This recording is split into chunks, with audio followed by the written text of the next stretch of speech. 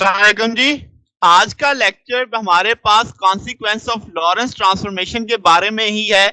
इससे पहले हम लॉरेंस ट्रांसफॉर्मेशन के कॉन्सिक्वेंसेस में टाइम ट्रांसफॉर्मेशन, वेलोसिटी और लेंथ देख चुके हैं। तो आज हम एक टॉपिक देखने वाले हैं, साइमल्टेनिटी। ये क्या होता है, इसके क्या इम्पैक्ट है, क्या आइंस्टाइन का व्यू इसके बारे में क्या था और रिलेटिविटी इसके बारे में क्या राय रखती है। तो आज का हमारा मेन टॉपिक ये हुआ। तो साइमल्टेनिटी है क्या? साइमल्टेनिटी एक बुनियादी तौर पे रिलेशन है दो इवेंट्स के बीच में जो एक ही वक्त में हो रहे हैं किसी फ्रेम ऑफ रेफरेंस में। बात समझ गए? यानी अब दो इवेंट्स हैं जो एक ही वक्त में हुए, आपने उनका जो रिलेशन देखना है वो साइमल्टेनिटी कहलाता है। अब रिलेटिविटी में जो साइमल्टेनिटी का कंसेप्ट है वो एब्सोल्यूट नहीं है। मतलब कि जो दो इवेंट एक साथ होंगे एक फ्रेम ऑफ रेफरेंस में, वो किसी दूसरे फ्रेम ऑफ रेफरेंस के लिए साइमल्टेनियसली नहीं भी हो सकते। यानी कि उस फ्रेम में तो वो साइमल्टेनियस है, मगर बाहर वाले किसी फ्रेम के लिए वो साइमल्टेनियस नहीं हो सकते। हो भी सकते हैं, वो भी शर्त देखेंगे, मगर अभी हम कह रहे हैं कि वो जरूरी नहीं है। इन जनरल का लफ्ज मैंने लिखा कि इन जनरल वो किसी दूसरे फ्रेम ऑफ रेफरेंस के लिए साइमल्टेनियस नहीं होंगे। बात समझ आई? तो अब अगर इसको और सादा तरीन लफ्जों में बात की जाए कि आपके पास एक ऑब्जर्वर दो इवेंट्स को इकट्ठा होते हुए देखता है, मगर दूसरे ऑब्जर्वर के लिए वो आपके इवेंट्स इकट्ठे नहीं होंगे, उनमें टाइम डिफरेंस आ जाएगा।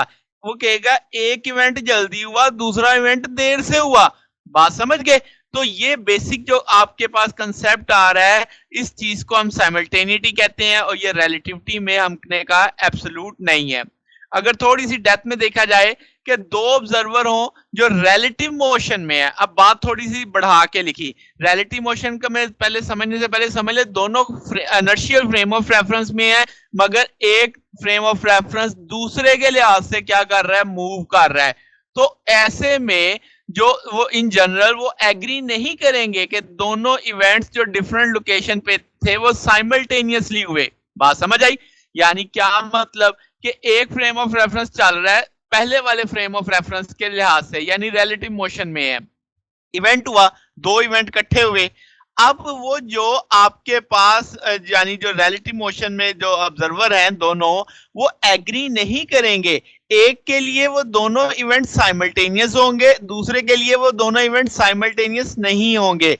आइंस्टाइन के बकौल ये दोनों ऑब्जर्वर अपनी अपनी जगह पे ठीक है, दोनों के पॉइंट ऑफ व्यू को आप गलत नहीं कह सकते। उसके फ्रेम ऑफ रेफरेंस से वो रीडिंग वाकई वैसी आ रही थी। तो बात ये हुई कि साइमल्टेनिटी जो है वो एब्सोल्यूट नहीं है। अब इस चीज को ना एक अजम्पशन से देखते हैं, कह लें एक थॉट प्रोसेस या एक एक्सपेरिमेंट के जरिए हम समझते हैं। लेट्स से हम अज्यूम करते हैं कि इवेंट 1 अकर हुआ x1 y1 z1 t पे, आपको यहाँ पे दिख रहा है। इसी तरह से event 2 x2 y2 z2 t पे हुआ s फ्रेम में, आपको देख रहे हैं s फ्रेम में आपको दो इवेंट होते हुए दिखाई दे रहे हैं, यानी लाइट चली है एक सोर्स से। अब ये फिनोमेना कब होना है? जब ये दोनों फ्रेम आपके दोनों सोर्स ऑब्जर्वर जो है एक ही मुकाम पे हैं। जरा फिक में मेरा कर्सर देख रहे हैं कि s और s प्राइम मिड में है, मगर s प्राइम रिलेटिव मोशन में है s के लिहाज से। अब s कहेगा कि ये दोनों लाइट इस कोने गई इस कोने पे गई, लाइट की स्पीड कांस्टेंट होती है, वो कहेगा जितना टाइम इधर लगा उतना टाइम इधर लगा। ये s की थॉट होगी।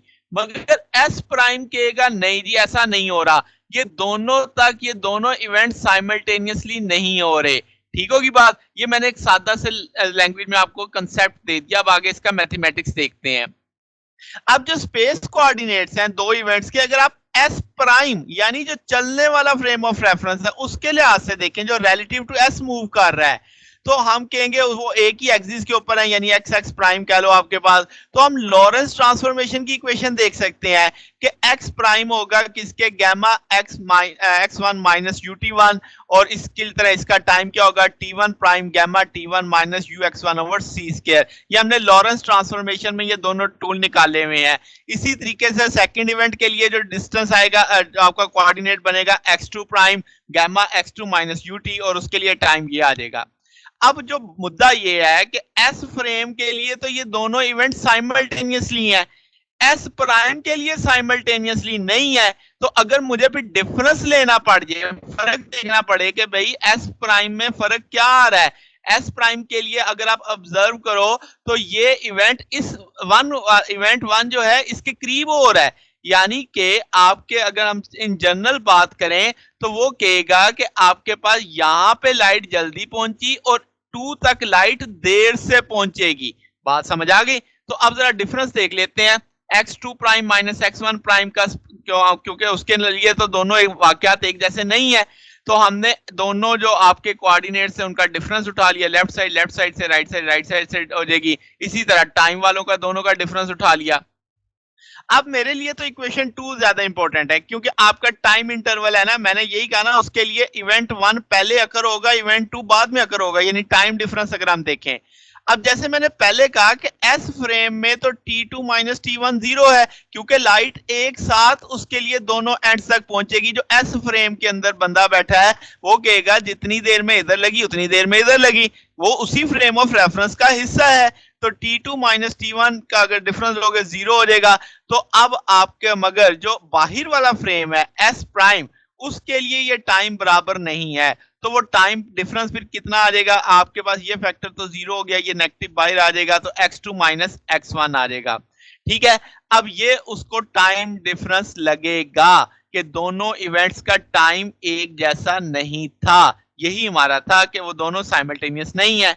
अच्छा, अब यहां से जो नतीजा निकलता है कि T2 माइनस T1 0 आ सकता है अगर x2 माइनस x1 0 हो जाए। इसका मतलब कि अगर दोनों इवेंट आपके पास अकर करें सेम पॉइंट्स पे, यानी आपके पास जो इवेंट्स है साइमल्टेनियसली हो सकते हैं एस प्राइम में, अगर वो सेम पॉइंट पे अकर करें, यानी x2 minus x1 equal to किसके हो जाए 0 के, तब T2 prime minus T1 prime equal to किसके आ जाएगा 0 के आ जाएगा। तो बात समझ आई? तो हमने देखा कि अगर आपके पास दो इवेंट होते हैं उसी फ्रेम के अंदर, एक जो ऑब्जर्वर है उसके लिए तो वो साइमल्टेनियस होंगे, मगर बाहर वाले किसी फ्रेम के लिए वो साइमल्टेनियसली नहीं भी हो सकते। फिर हमने कहा हो सकते हैं अगर वो आपके पास सेम पॉइंट पे अकर करते हैं, जैसे हमने यहाँ पे कंडीशन देखी। तो आपका साइमल्टेनियसली एक रिलेटिव कंसेप्ट समझ आ गया। अब यहां से जो इक्वेशन 3 बनी है इससे नताइज हासिल होते हैं।